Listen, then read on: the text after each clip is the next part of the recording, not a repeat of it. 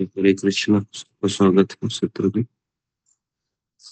जी, तो जब हम भक्ति मार्ग में लगते हैं तो अ, सबसे बड़ा जो किसी का माइक शुरू है। हुँ,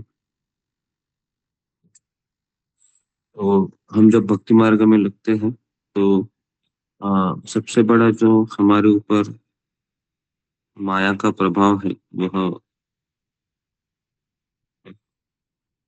हमारा शारीरिक स्वास्थ्य खराब होने के पश्चात होता है।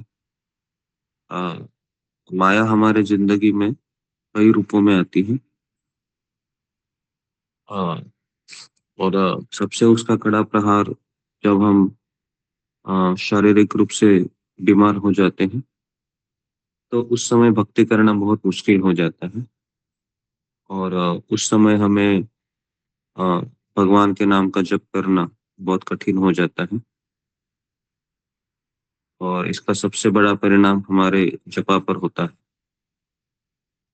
तो इसलिए अ, भक्तिनाथ ठाकुर का ये कहना है कि एक भक्त के लिए सबसे बड़ी ज़िम्मेदारी है कि अपने शरीर का ध्यान रखे ताकि उसकी माला अच्छे से हो और उसकी भक्ति अच्छे से हो।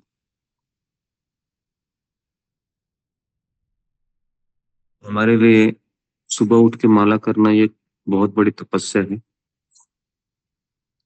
क्योंकि भक्ति में आना भी आसान है, भक्ति से जाना भी आसान है। भक्ति में टिके रहना ये मुश्किल है और भक्ति में उत्साह के साथ टिके रहना ये और भी मुश्किल है। खास करके अगर हम किसी को भक्त बनाते भी हैं और वो भक्ति में आता है, जपा करता है और कुछ दिन रहता भी है, कुछ महीने रहता है, कुछ साल रहता है, हुँ? और उसके पश्चात फिर उसको टिका के रखना भक्ति में, ये बहुत कठिन होता है।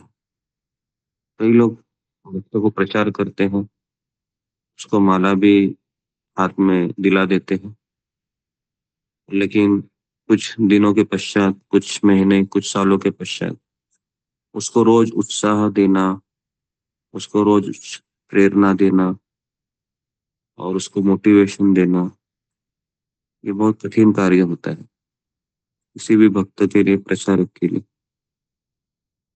है ना? और सबसे बड़ी सेवा वही है कि किसी को भक्ति में लाना ये सबसे बड़ी सेवा नहीं है। किसी को भक्ति में टिका के रखना, ये सबसे बड़ी सेवा है और उत्साह के साथ टिका के रखना, ये बहुत बड़ी सेवा है।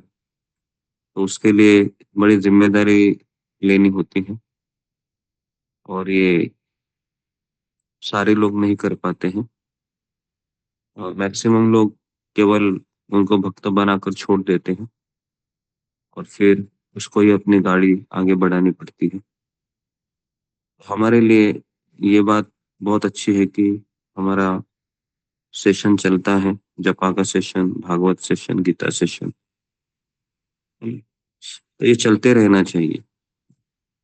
जिस तरह से सूरज हमेशा उगता है और अपनी सेवा सारी जनता को देता है, तो उसी प्रकार सत्संग ये ऐसी सेवा है, इसको चलाते रखना है, चलाते रहना है। तो उसके लिए बहुत ज़िम्मेदारी का काम होता है ये, है ना? कि काफ़ी लोग निर्भर होते हैं किसी के ऊपर, तो उसके लिए बड़ी ज़िम्मेदारी हो जाती है। क्योंकि किसी को भक्ति में टिका के रखना, ये आज के दिन में कलयुग में तो बहुत बड़ा चैलेंज है। तो इसके लिए हम रोज़ आपको कहते हैं कि आप सुबह जपा में आइए, माला कीजिए, उसको आप अन्यथा मत लीजिए, आलस्य मत कीजिए, है ना? चाहे दुनिया सो रही होगी, दुनिया को सोने दो, आप उठ जाइए। चैतन्य महाप्रभु कहते हैं कि जीव जागो गौरा चंद्र बोली। चैतन्य महाप्रभु दवाई लेकर आए हैं। एने छी औषधि माया नशी बार लागी, हरि नाम महामंत्र लाओ तुम्हें मांग। तो चैतन्य महाप्रभु दवाई लेकर आए हैं हम सबके लिए, ताकि हम भगवान के नाम का जप करें। जब तक 16 माला हमारी पूरी ना हो, है ना, तब तक हमें ब्रेकफास्ट नहीं करना चाहिए, खाना नहीं खाना चाहिए, ऐसा हमारा नियम होना चाहिए। तब जाके हम, है ना, भक्ति में गंभीरता से टिके रह सकते हैं। भक्ति में टिके रहना ही सबसे बड़ा चैलेंज है ना। कई लोग भक्ति में आते हैं, चले भी जाते हैं। तो तो इसके लिए हमको इस 16 माला के ऊपर बहुत जोर देना है, और वो भी सुबह उठ के ही करना है किसी भी हाल में। अपनी दिनचर्या हमको ऐसी रखनी है, किसी भी हाल में हमको सुबह 4 बजे लॉगिन करके 6 बजे तक अपनी माला कंप्लीट करनी है। और उसके लिए हमको ध्यानपूर्वक जपा करने की आवश्यकता है। ठीक है, तो यहाँ पर मैं रुकते हैं। तो आप सबका बहुत बहुत धन्यवाद। अ, श्री प्रभुपाद जी, गुरुदेव।